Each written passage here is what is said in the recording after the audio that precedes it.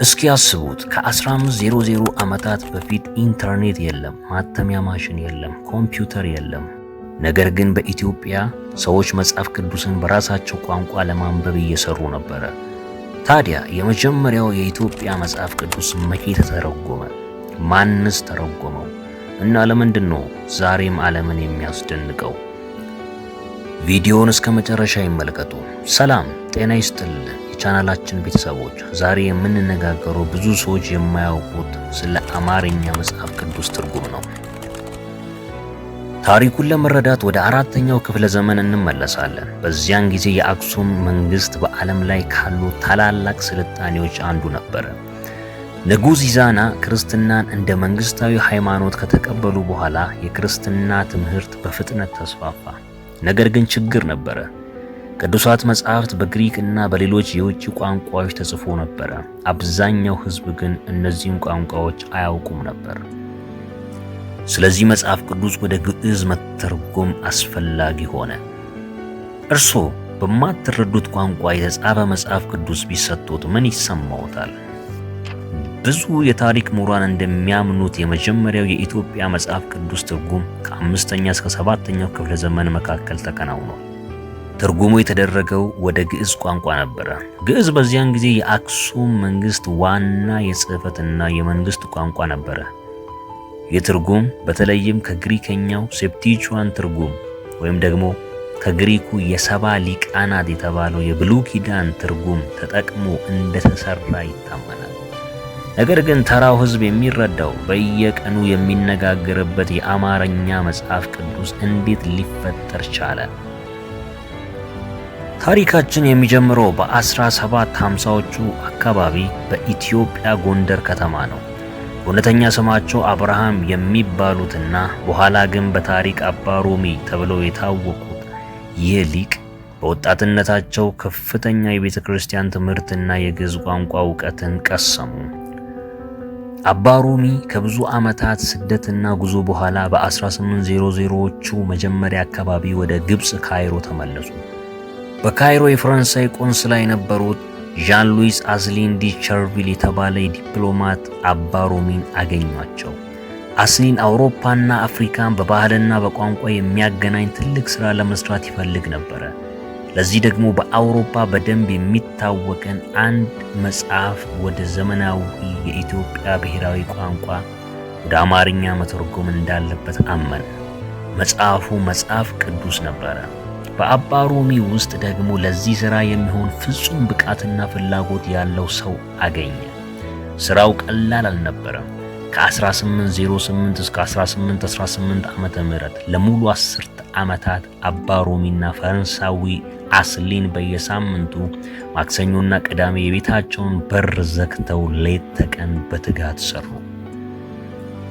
አባ ሮሚ ትርጉሙን ያከናወኑት ከአረብኛ መጽሐፍ ቅዱስ ተነስተው ነበረ።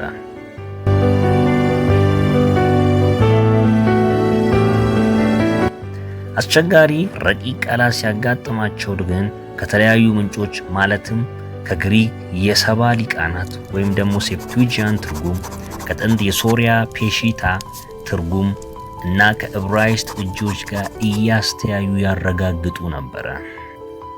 ከ10 ዓመታት አድካሚ ልፋት በኋላ በአባ ሮሚ እጅግ በጣም ያማረ የእጅ ጽሑፍ ተጻፈ። 9539 ገጾችን የያዘው የመጀመሪያ ሙሉ የአማርኛ መጽሐፍ ቅዱስ በእጅ ጽሑፍ ተጠናቀቀ። አባ ሮሚ ይህን ታላቅ ታሪካዊ ሥራ ካጠናቀቁ ጥቂት ጊዜ በኋላ ወደ ኢየሩሳሌም ተጉዘው ሲመለሱ በካይሮ ከተማ በወረርሽኝ አረፉ። ነገር ግን ስማቸው በታሪክ መዝገብ ላይ እስከዛሬ ተጻፈ። ይህ 9539 ገጽ ያለው ግዙፍ የእጅ ጽሑፍ እንዴት ታተመ?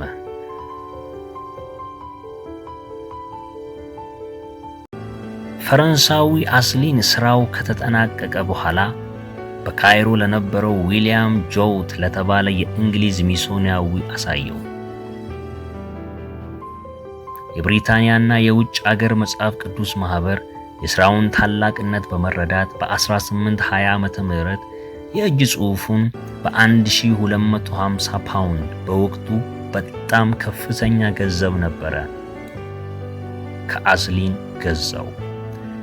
መጽሐፉ ወደ ለንደን ከተወሰደ በኋላ በካምብሪጅ ዩኒቨርሲቲ ፕሮፌሰር በነበሩት ሳሙኤል ሊ እና በቶማስ ፔል ፕላት ከፍተኛ ምርመራና ማረጋገጫ ከተደረገበት መታተም ጀመረ። በ1824 ዓመተ ምህረት አራቱ ወንጌላት ታተሙ። በ1829 ዓመተ ምህረት ሙሉ አዲስ ኪዳን ታተመ።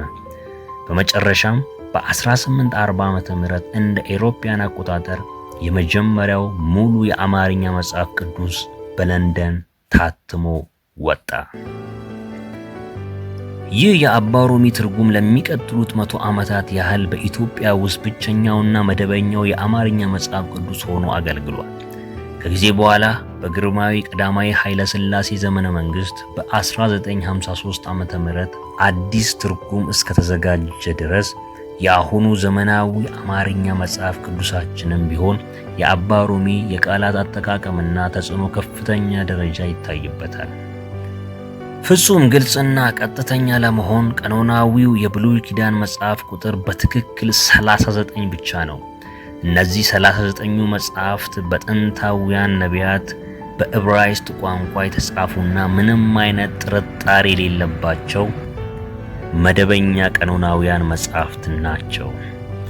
አባ ሮሚ በ1808 ዓመተ ምህረት በካይሮ ከተማ ተቀምጠው ትርጉሙን ሲጀምሩ የተጠቀሙት በቀጥታ ከዕብራይስጥ ጥቅልል መጽሐፍት ተነስተው አልነበረም።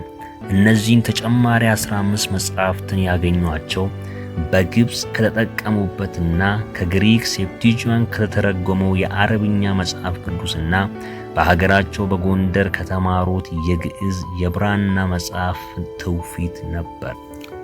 አባ ሮሚ በ1808 ዓመተ ምህረት በካይሮ ከተማ ተቀምጠው ትርጉሙን ሲጀምሩ የተጠቀሙት ቀጥታ ከዕብራይስጥ ጥቅልል መጽሐፍ ተነስተው አልነበረም። እነዚህን ተጨማሪ 15 መጽሐፍት ያገኟቸው በግብጽ ከተጠቀሙበትና ከግሪክ ሴፕቲጂያን ከተተረጎመው የአረብኛ መጽሐፍ ቅዱስና በሀገራቸው በጎንደር ከተማሩት የግዕዝ የብራና መጽሐፍ ትውፊት ነበረ። ተመልካቾቻችን ዛሬ በየቤታችንና በየስልካችን የምናነበው የአማርኛ መጽሐፍ ቅዱስ በስተጀርባ እንዲህ ያለ አስገራሚ ታሪክ የ10 ዓመታት የብቸኝነት ተጋድሎና የዓለም አቀፍ ጉዞ ታሪክ አለበት።